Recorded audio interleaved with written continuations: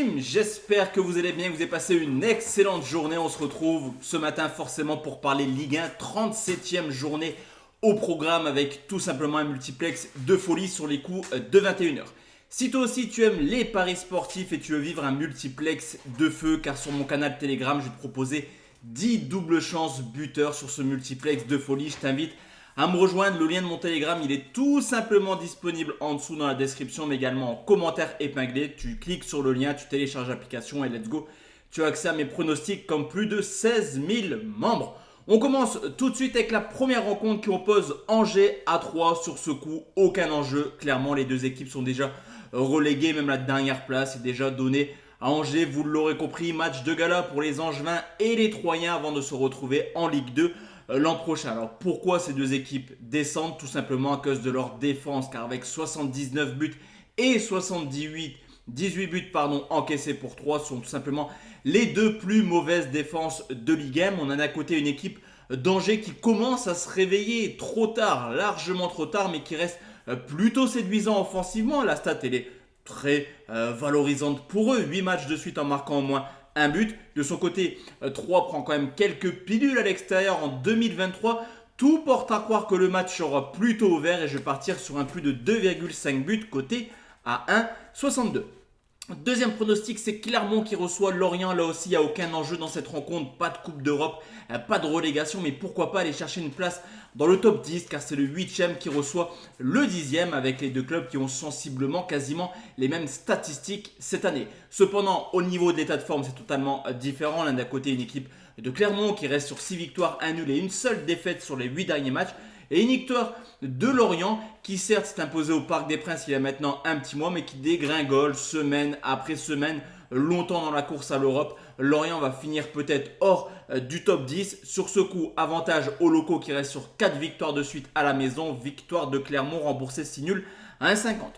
Troisième pronostic, et lui il va être ultra important car ça peut définir la deuxième place qualificative pour la Ligue des Champions. C'est Lens qui reçoit Ajaccio, un match crucial car en 4 victoires, les Lensois seront officiellement deuxième de Ligue 1. Être deuxième de Ligue 1 à domicile où l'ambiance est complètement folle, à Bollaert et où les résultats sont présents, 16 victoires, 1 nul, une seule défaite cette année face à une équipe corse qui a seulement pris 2 points sur les 10 derniers matchs, qui reste sur 5 matchs de suite sans marquer et qui vient de prendre un 10-0 cumulé lors des 2 dernières journées contre le Paris Saint-Germain et Rennes. Sur ce coup, les cotes sont extrêmement faibles. La cote la plus value, je trouve, c'est Lens mène à la mi-temps, c'est coté à 1,46.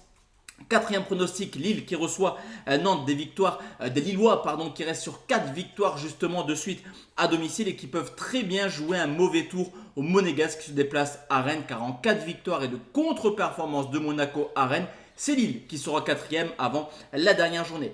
De son côté, les Nantais sont simplement au fond du trou. À l'heure actuelle, ils sont relégués en 2e division et le calendrier ne va pas être simple, car ce déplacement à Lille, au contraire d'Auxerre qui se déplace à Toulouse, qui n'a plus rien à espérer. Il faut remonter au 12 février pour retrouver trace d'une victoire des Nantais.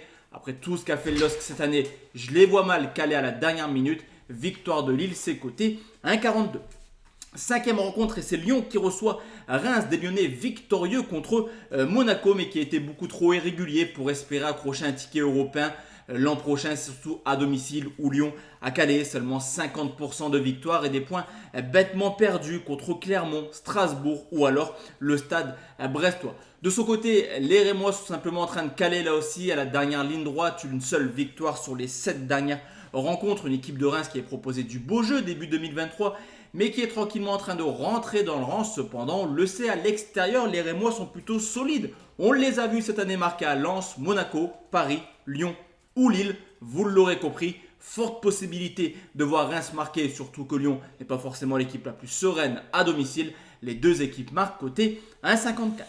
Sixième pronostic, c'est l'Olympique de Marseille qui reçoit à Brest, officiellement maintenu. Brest viendra tranquillement jouer au football comme ils savent le faire depuis maintenant plusieurs années en Ligue 1. Ça n'a jamais été une équipe ultra décevante dans le jeu, plutôt prolifique par moment. Une équipe de Brest qui sur les 10 dernières rencontres, tout simplement la 7e meilleure équipe de Ligue 1 avec 18 points pris sur cette période. De son côté, l'OM est totalement dépendant du résultat du Racing Club de Lens. Forcément, selon mon analyse, Lens va s'imposer facilement. On va le savoir du côté du Vélodrome. Quoi qu'il arrive, la victoire est obligatoire.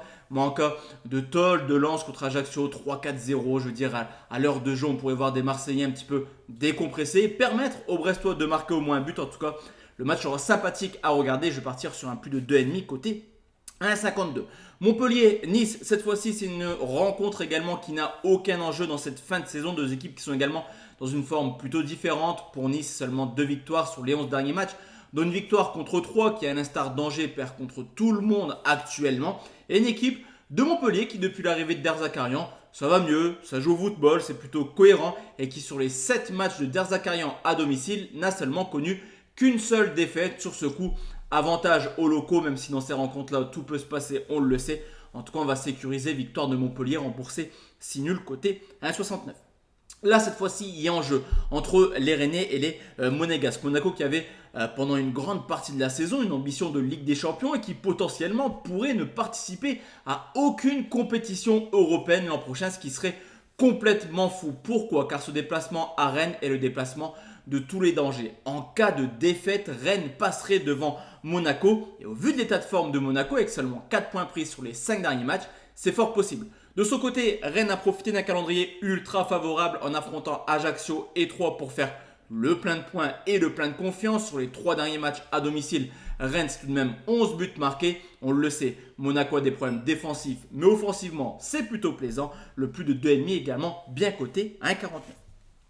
9e match Strasbourg-PSG, le match peut-être pour le titre, mais il faudrait une catastrophe pour que Paris ne soit pas champion. 6 points d'avance, une différence de but largement à leur faveur. Il faudrait 2 défaites sur 6 ou 7 buts d'écart pour voir Paris pas champion. Donc ça y est, Paris est champion, c'est officiel depuis la semaine passée, mais on les a vus encore une fois contre Auxerre. C'est une équipe en roue libre qui a du mal et qui peut se sauver de tous ces résultats qu'avec Kylian Mbappé. Encore une fois, auteur d'un doublé contre Auxerre. D'ailleurs, pour Mbappé, il y a un objectif individuel, terminer meilleur buteur de Ligue 1. Lacazette 26 buts, Mbappé 28 buts. Même si Strasbourg est plutôt pas mal depuis l'arrivée d'Antonetti, on voit également une équipe capable d'encaisser beaucoup de buts contre les Cadors, 4 contre Monaco, 2 contre Lens, Lyon ou Marseille. Paris viendra mettre 2 buts, c'est pas Messi qui va les mettre, c'est pas Ekitike qui va les mettre, encore une fois catastrophique contre Auxerre. C'est Mbappé qui marquera à ses côtés à 1,67. Enfin, le dernier pronostic, la team, c'est Toulouse qui reçoit Auxerre, une équipe de Toulouse.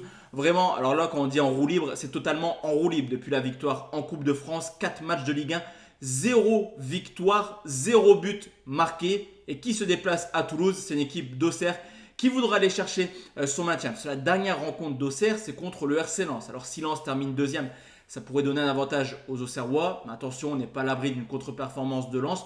Donc potentiellement, le dernier match sera ultra compliqué pour les Auxerrois. Une victoire du côté de Toulouse, à 90%, le maintien est acquis. Auxerre est plutôt cohérent, on l'a vu contre le Paris Saint-Germain. Toulouse est en roue libre. Le nul pourrait être une bonne opération également peut-être pour les Auxerrois, quitte à avoir 2 points d'avance sur Nantes avant la dernière journée. Nul ou Auxerre, c'est coté à 1,60. Donc voici la team, mes 10 pronostics pour cette nouvelle journée de Ligue 1. On se retrouve demain matin pour une vidéo particulière sur YouTube. On va parler de 5 pronostics, conseils et 5 surprises. Car on le sait, il y aura des surprises dans ce week-end de folie. Je te souhaite une très bonne journée et je te donne rendez-vous demain matin sur les coups de 10h. Ciao, ciao.